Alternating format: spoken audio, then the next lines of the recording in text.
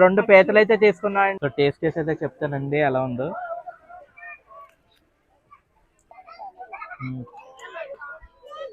చూసారండి ఇందులో గుడ్లు కూడా ఉన్నాయి, ఆరెంజ్ కలర్, చాలా బాగుందండి. హలో అండి, one more good morning from Goa. So ఈ 3 days కూడా 3 different హోటల్స్ అయితే స్టే చేసాం. ఇప్పుడు ప్రస్తుతం మేము ఉన్నదైతే ఏంజల్స్ రిసార్ట్. ఇదైతే ఓల్డ్ గోవాలో ఉంటుందండి. ఇక ముందుకెళ్తే కనుక ఇక్కడ పూల్ ఒకటి ఉంటుంది, అదిరిపోతుంది పూల్ వ్యూ అయితే మాత్రం. గేమ్స్ రూమ్, పూల్ చూసారు కదా ఎంత బాగుందో. పబ్, రెస్టారెంట్, బార్ అన్నీ ఉన్నాయి ఇందులో. ఇక్కడ దొరకందంటే ఏమి ఉండదు. మీకు మంచి మంచి బీచ్ వ్యూస్ కావాలి అంటే అంజునా కానీ, బాగా కానీ, కాలంగుట్ కానీ ప్రిఫర్ చేయండి. లేదు కొద్దిగా పీస్ఫుల్గా ఫ్యామిలీతో రిసార్ట్ కైండ్ ఆఫ్ స్టైల్లో ఉండాలి అనుకుంటే పాంజిమ్లోకి వచ్చేయండి. ఈ లొకేషన్ అయితే మాకు చాలా బాగా అనిపించిందండి. ఎందుకంటే ఇంతకు ముందు అంజునాలో ఉన్నాం కదా, అక్కడ బీచ్ వ్యూ రిసార్ట్లో అయితే ఉన్నాం. సో ఇప్పుడైతే మాకు బీచ్ అయితే అవసరం లేదండి, అందుకే మాకు రిలాక్సేషన్ కోసం అయితే వచ్చాం అనమాట ఇక్కడికి. సో ఇప్పుడైతే చెక్అవుట్ చేసేస్తున్నాం. చెక్అవుట్ చేసేసి మనం ఫస్ట్ లొకేషన్ అయితే ఎక్స్ప్లోర్ చేయడానికి వెళ్దాం. ఇప్పుడైతే మనం కోకో బీచ్కి వెళ్తున్నాం అండి. సో కార్ అయితే వెళ్దనమాట. సో ఇక్కడే పెట్టేశాను మెయిన్ రోడ్లో. నాకు తెలీదు ఎవడైనా ఫైన్ వేస్తాడో లేదో అని. అక్కడ లోకల్స్ని అడిగితే ఆ పర్లేదు పెట్టుకో, ఇటు ఎవరు రారు అని చెప్పారు. కోకో బీచ్కి అయితే ఒక ఇన్ఫర్మేషన్ చెప్తానండి. 2 days బ్యాక్ సెక్వేరియంలో మనం బోట్ రైడ్ అయితే తీసుకున్నాం కదా, ఫెరీ మీద వెళ్ళి మనం డాల్ఫిన్స్ అవన్నీ చూసాం కదా. సో అవే మనకి కోకో బీచ్ దగ్గర కూడా ఉంటాయి. కాకపోతే ఇక్కడ ఒక 100 రూపీస్ అయితే తక్కువ ఉంటుంది అనమాట. ఇక్కడ ప్రైస్ అయితే నెగోషియబుల్, అక్కడ నెగోషియేట్ చేయలేం సెక్వేరియంలో. సో మీరు కనుక వెళ్ళాలి అని గట్టిగా ఫిక్స్ అయితే కనుక తక్కువ ప్రైస్లో కావాలంటే ఇక్కడికైతే రండి. కోకో బీచ్ దగ్గర నుంచి కూడా ఉంటాయి. బీచ్ చూసారండి, కోకో బీచ్ లాగా అయితే వచ్చేసాం. వెనకాతల అన్ని పచ్చటి కొబ్బరి చెట్లతో, శాండ్ కూడా క్లీన్గా ఉందండి. సో ఇక్కడ ఫిషర్మెన్ అయితే ఉంటారు. ఆ బోట్స్ అవన్నీ తీసుకురావడం వల్ల అటు సైడ్ అయితే శాండ్ కొంచెం డార్క్గా అయితే ఉంది, కానీ ఇది వైట్ శాండ్ బీచ్ అనండి. వ్యూస్ మాత్రం అద్భుతంగా ఉన్నాయి. అండ్ ఎక్కడైతే మనకి ఫ్రెష్ ఫిష్ అది దొరుకుతుందంట, ఆర్కే బీచ్లో కానీ లేదా మెరీనా బీచ్లో కానీ అమ్ముతారు కదా, అక్కడికక్కడ ఫ్రై చేసేస్తారు. అలాంటి లైవ్ ఫిష్ తినాలని ఎప్పటి నుంచో అనుకుంటున్నాను, కానీ కుదరట్లేదు. సో ఈ రోజు కనుక దొరికితే ఖచ్చితంగా తినేస్తాను. ఇదంతా కూడా బీచ్ మార్కెట్ అనండి. మనకి ఇక్కడ పెద్దగా ఏం పని ఉండదు, కానీ లోపలికి వెళ్ళి ఫ్రెష్ ఫిష్ అయితే చూద్దాం. भाई ये कितने का है? 650 का टी शर्ट एंड शर्ट जैसा, कितना में मिलेगा बताओ. मैं ऑलरेडी लिया है सेट्स 300 300 में लिया बस. दोनों मिला के 450 में लिया 2 सेट्स, बच्चा का मेरा. देखो ऐसा रेट है तो ले लेते एक. చూసారండి. సో దీన్ని బట్టి మీకు ఏమర్థమైంది? మీకు బెస్ట్ ప్లేస్ ఫర్ షాపింగ్ ఇలాంటి షర్ట్స్ అయితే మంగుశ్రీ టెంపుల్ అయితే ఉంటుంది కదా, అక్కడైతే తీసుకోండి. మీకు రీజనబుల్ రేట్స్కి అయితే దొరుకుతాయి అన్నీ కూడా. ఎందుకంటే అయితే ఓల్డ్ గోవాలో ఉంటుంది కదా, అక్కడ ప్రైజెస్ చాలా తక్కువ. ఇలాంటి బీచ్ సైడ్ కనుక తీసుకుంటే రేట్స్ చాలా పేలిపోతాయండి. ఫిష్ కూడా ఉందండి, అడుగుదాం. ఏ సుర్మే హై క్యా? ये रॉक फिश कितने का? ये प्लेट प्लेट के हिसाब से देते हो? कितना है प्लेट? पूरा 250 का. బాగానే ఉందండి, కాకపోతే ఇప్పుడు ఆకలేదు. ఆకలేసినప్పుడు వద్దాం. भाई क्रैब कैसे है? एक क्रैब है पूरा मसाला डाल के देते हैं. Fixed rate fixed rate Dekh లా యార్. చూడండి రెండు పీతలు అయితే తీసుకున్నా అండి, 300 రూపాయలు. బనా దీజియే, స్పైసీ హోనా చాహియే. ఈ రోజు అయితే చాలా హ్యాపీగా ఉందండి. ఎన్నో రోజుల నుంచి పీతలు తిందాం అనుకుంటున్నాను. ముంబైలో కూడా మలాడ్ మార్కెట్కి వెళ్దాం అంటే అసలు కుదరలేదు, టైం ఉండేది కాదు. సో ఈ రోజు అయితే 2 పీతలు అయితే ఆర్డర్ చేశాను. 300కి రీజనబుల్ రేటేనండి, ఎందుకంటే కర్రీ వండేస్తున్నాడు కదా. పీతలు తినేసి నెక్స్ట్ మనం ఎక్స్ప్లోరేషన్కి అయితే వెళ్దాం. పీతలు అయితే చాలా బాగా ఉండేటండి. అసలు ఆ పెనం మీద ఆ పీతలు చూస్తుంటే ఆ పొగలో తినేవాళ్ళని అనిపిస్తుంది. తిని మీకు రివ్యూ చెప్తాను. మళ్ళీ అండి, మళ్ళీ మొదలెట్టాడు మా వాడు, ఇది పెట్టమంటున్నాడు.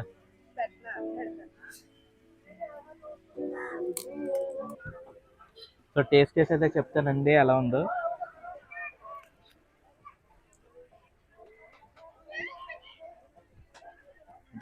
చాలా బాగుందండి, ఎక్స్పెక్ట్ చేసిన దానికన్నా చాలా బాగుంది. So I'm very happy. చూసారండి ఇందులో గుడ్లు కూడా ఉన్నాయి, ఆరెంజ్ కలర్. రియల్లీ నిజం చెప్పాలంటే ఒక 6 మంత్స్ అయితే అయిందండి నేను పీతలు తిని. ఎప్పుడో రాజమండ్రి వెళ్ళినప్పుడు తీసుకున్నాను. ఆ తర్వాత ముంబై వచ్చిన తర్వాత చెప్పాను కదా, షాపింగ్ చేద్దామన్నా కూడా నాకు టైం ఉండేది కాదు. అంత బిజీగా ఉంటామండి ఆఫీస్లో. సో నాకు రిలాక్సేషన్ ఏంటంటే ఈ ట్రిప్సే. సో ఎప్పుడైనా ట్రిప్స్ వచ్చినప్పుడు ఇలా రిలాక్స్ అవుతూ ఉంటాను. నాకు నచ్చిన ఫుడ్ తింటాను, హ్యాపీగా తిరుగుతానండి. టూరిజం అనేది నాకు అదొక వే ఆఫ్ మై లైఫ్. అందుకే నేను ఎక్కువ టూర్స్ చేస్తూ ఉంటాను అండ్ తిరుగుతూ ఉంటాను. మంచి మంచి ట్రిప్స్ అయినా చేస్తూ ఉంటే మీకు కూడా ఇన్ఫార్మ్ చేస్తూ ఉంటాను. నేను చూడడమే కాదండి, నా కెమెరా కళ్ళతో మీకు కూడా చూపిస్తూ ఉంటాను. సో వీడియోస్ చూసి ఎంజాయ్ చేస్తూ ఉండండి.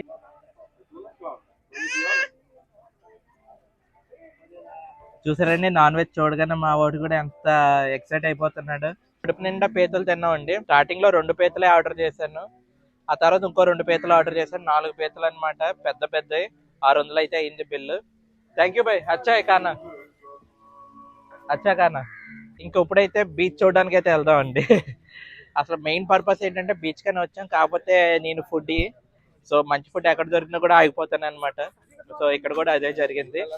ఇంకా బీచ్ కి అయితే వెళ్ళి ఎక్స్ప్లోర్ చేస్తాం. సో అదిగోండి అదిగోండి వచ్చేసాం మన కోకో బీచ్ కి. సో చాలా బ్యూటిఫుల్ గా ఉంది కదండి బీచ్, వైట్ శాండ్ తో. వావ్, నిజంగా మంచి లొకేషన్ అండి. ఎవరైనా ఫుడ్ లవర్స్ ఉంటే డెఫినెట్ గా రండి. చాలా బాగా ఎంజాయ్ చేస్తారు బీచ్ ని అయితే. ఇప్పుడైతే మన గరుడని తీసే సమయం అయితే వచ్చింది అండ్ గరుటతో చూపిస్తారు.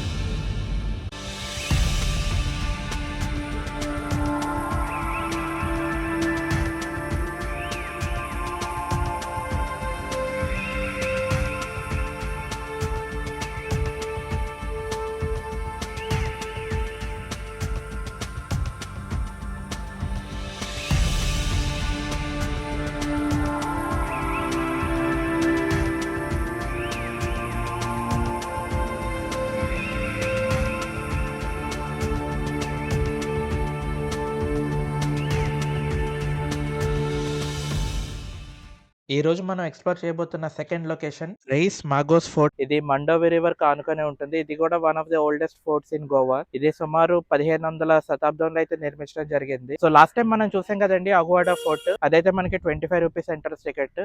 ఇదైతే 50 రూపీస్ అండి. ఏమో అంత డబుల్ రేట్ ఛార్జ్ చేస్తున్నారు కాబట్టి ఇంకా ప్రీమియం గా అయితే ఉండొచ్చు. ఈ ఫోర్ట్ కి రావాలంటే మీరు మెంటల్ గా ప్రిపేర్ అయిపోండి. కొండంత ఎక్కాలి. మరీ అంత ఎక్కువ ఉండదండి. కాకపోతే ఉన్న తక్కువ దూరం అయినా కూడా బాగా ఎసెంట్ ఉంటదనమాట. సో అందుకు మనం అలసిపోతాం. మోస్ట్‌లీ ఖాళీ ఖాళీగానే ఉంటదండి.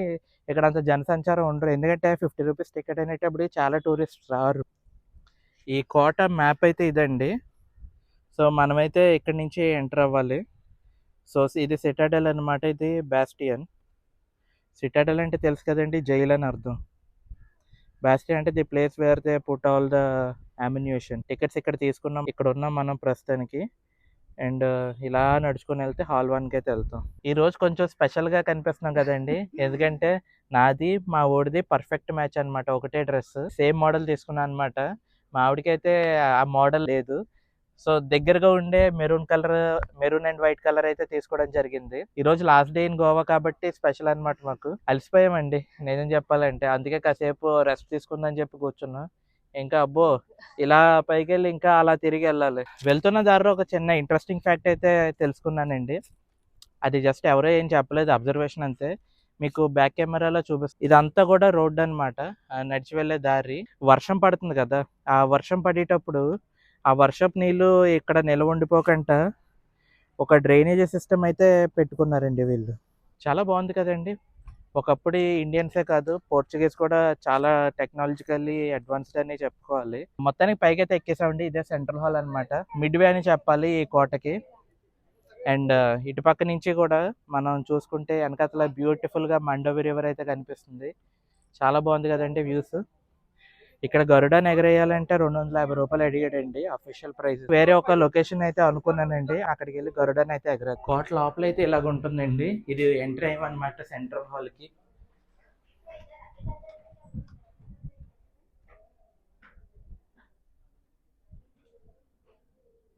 టికెట్ చెక్కింగ్ అయితే ఇక్కడ ఉంటుందండి.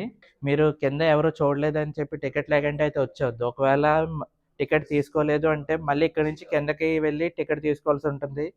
సో టికెట్ అయితే ఖచ్చితంగా తీసుకోండి. ఫోర్ట్లోకి ఎంటర్ అవ్వగానే మనకి ఇటు సైడ్ వెళ్తే కనుక ఆ ఫోర్ట్ వాల్ అయితే ఉంటుందండి, అదే కోట కూడా. దాని మీద కూడా నడవచ్చు. సో కొద్దిగా ఇటువైపు చూసుకుంటే కనుక ఇక్కడ ఒక బ్యూటిఫుల్ పెంకుటిల్ లాగా ఒకటి ఉంటుంది. ఆ పెంకుటిల్ కూడా ఒకసారి చూసేద్దాం. చూసిన తర్వాత ఈ చుట్టూ గోడ దగ్గర వ్యూస్ ఏవైతే ఉంటాయో అవన్నీ కూడా చూసుకుందాం. పైకి ఎక్కిన తర్వాత అండి ఇక్కడ ఒక నమూనా అయితే కనిపిస్తుంది. సో వెనకాల చూస్తున్నారు కదా, ఇది ఫోర్ట్ యొక్క నమూనా అనమాట, అంటే బ్లూ ప్రింట్ లాంటిది. సో ఇది చూసి మనం అయితే ఒక అవగాహన రావచ్చు ఫోర్ట్ ఎంత పెద్దది, ఏమేమి వాటి టచ్ పాయింట్స్ అవన్నీ కూడా తెలుసుకోవచ్చు. ఇప్పుడు అదే మీకు బ్యాక్ కెమెరాలో చూపిస్తాను. సో మనమైతే ఇప్పుడు ఈ హాల్లో అయితే ఉన్నామండి. ఇందాక చూపించిన హాల్లో అయితే పెద్దగా ఏం లేదండి. ఈ కోటకి బ్లూ ప్రింట్ అయితే ఉంది అంతే. అంతకు మించి అయితే పెద్ద చూడదగ్గవి అయితే ఏం లేవు. వాల్ పెయింటింగ్స్ ఉన్నాయి. బిఫోర్ రిస్టోరేషన్, ఆఫ్టర్ రిస్టోరేషన్ ఎలాగ ఉంది ఈ కోట అనేది అక్కడ ఎక్స్ప్లెయిన్ చేసి పెట్టారనమాట పెయింటింగ్స్ రూపంలో. అండ్ ఇప్పుడైతే మనం కోట గోడ అయితే ఎక్కడం జరిగింది. ఇది ఇంట్రెస్టింగ్ పార్ట్ అండి. సో కోట పైన చూసుకుంటే ఇక్కడ మీరు చూడొచ్చు ఫిరంగులు. ఇవన్నీ కూడా ఫిరంగులేనండి. అసలు ఎందుకు పెట్టారో మీకు తెలుసా? ఇప్పుడు చెప్తాను, ఎక్స్ప్లెయిన్ చేస్తాను.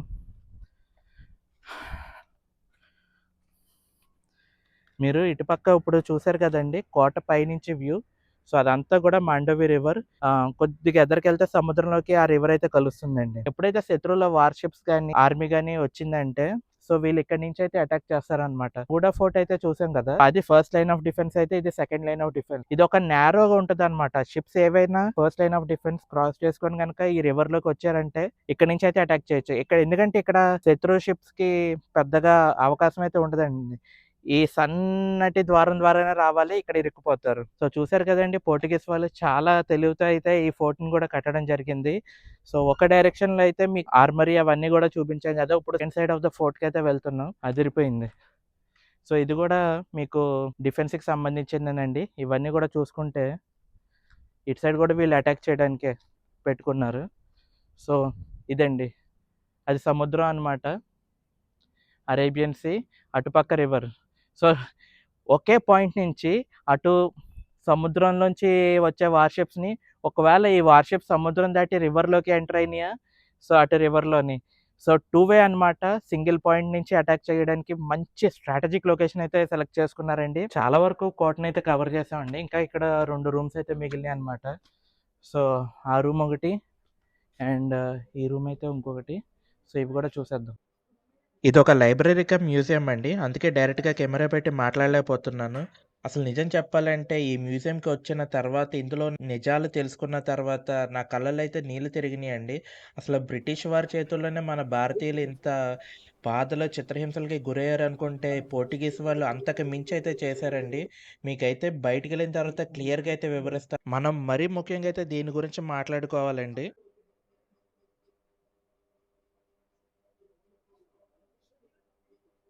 సో మనందరికీ తెలుసండి 1947లో అయితే భారతదేశానికి స్వాతంత్రం వచ్చింది అని. కానీ అప్పటికి కూడా పోర్చుగీస్ వాళ్ళ కంట్రోల్లోనే ఉంది ఈ గోవా అనే ప్రాంతం. గోవా అసలు పేరు గోమాటక్ అండి. చరిత్రలోకి వస్తే కనుక 1947కి ఇంకా గోవా పోర్చుగీస్ వాళ్ళ కంట్రోల్లోనే ఉంది. సో ఎప్పుడైతే భారతదేశానికి స్వాతంత్రం వచ్చిందో అప్పటి నుంచి గోవాలో కూడా చాలా వరకు కూడా రెవల్యూషనరీ మూవ్మెంట్స్ అనేవి మొదలైనాయండి. అసలు ఎందుకు రెవల్యూషన్ చేశారు అంటే, అసలు పోర్చుగీస్ వాళ్ళు హిందూస్ కి క్రిస్టియన్స్ కి మధ్యలో చాలా డిఫరెన్స్ అయితే చూపించేవాళ్ళు. ఫోర్స్డ్ కన్వర్షన్స్ అయితే చేసేవాళ్ళు. మన దేశంలో మన రాజ్యంలో వాళ్ళని సుపీరియర్ గా చూపించి మన భారత దేశస్తుల్ని సెకండరీ సిటిజన్స్ కింద చూడడం అయితే మొదలు పెట్టారు అనమాట. సో ఎవరైతే క్రిస్టియానిటీకి కన్వర్ట్ అవుతారో వాళ్ళనైతే కొంతకాలం బాగానే చూసేవాళ్ళండి.